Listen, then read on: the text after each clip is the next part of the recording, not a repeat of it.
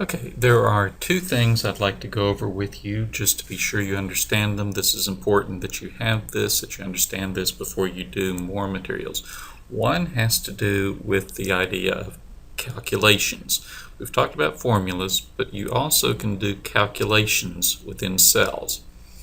For example, I have here a spreadsheet. I just made up numbers. Let's say we have 6 cities here, and here's the population. And I want to know, okay, if a population is this, how many families does that equate to? And so I might say, okay, the number of families. If I say, okay, if there's approximately 3 people per family, that means that to calculate the number of families from the population, I could say, again, I'm going to do the equal sign. I do equals that cell, B2, divided by 3. Okay, and that says, okay, 12,000 people means about 4,000 families. I can copy that and I can paste it down through here, and that tells me how many families I have for this population.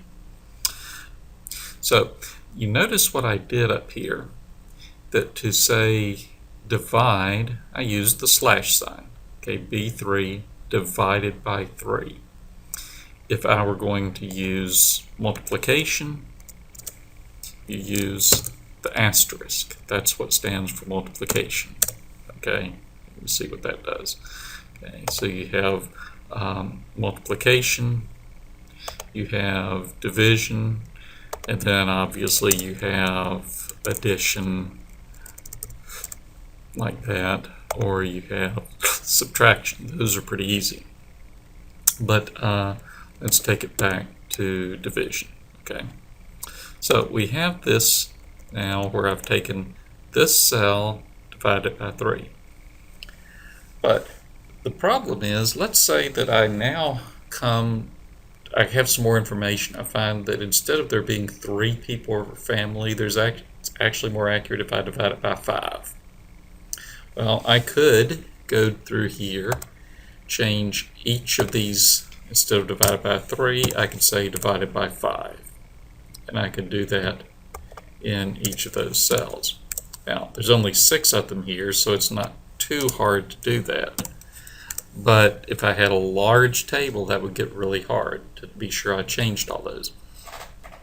So instead, what you like to do is, as much as possible, to use cell references rather than hard numbers when you're doing calculations. So what I've done, I've set up this here where I'm calling it just a factor. Okay, and let's say that I start off by saying that my factor is that there are 3 people per family. So what I'm going to do is, instead of saying B2 divided by 5 or divided by 3, I'm going to say B2 divided by G2. Whatever number's in G2, that's going to be what I divide by. Okay. And in another video, I'll explain what I just now did. But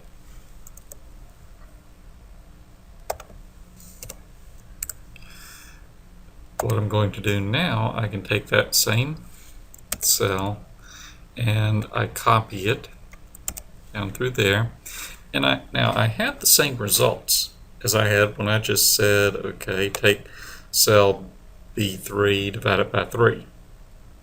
But what I'm doing now, the reason I can do this is, if I now say, okay, I really ought to have a factor of 5. That is, there are 5 people per family.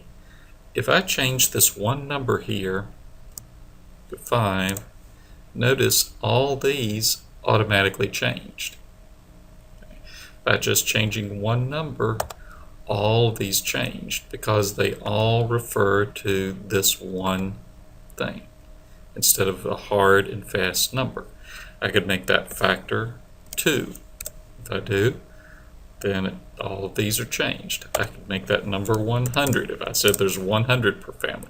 Whatever I change this to, each of these is divided by. So if you can have your formulas and your calculations based on cell references, if you're having to do a lot of repeated things like that, That makes it work out a whole lot better for you.